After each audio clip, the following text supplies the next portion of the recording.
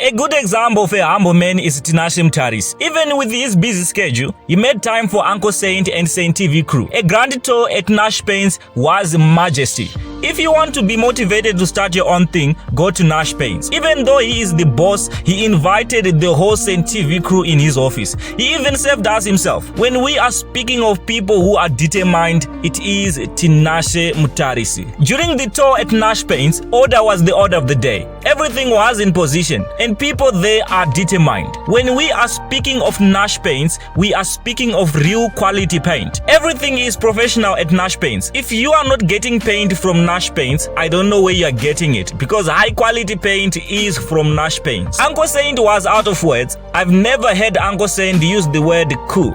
In his own words, he said, "Sir Tinashe Mutarisi is cool. A man of precision deserves to be respected. Sir Tinashe Mutarisi is that man."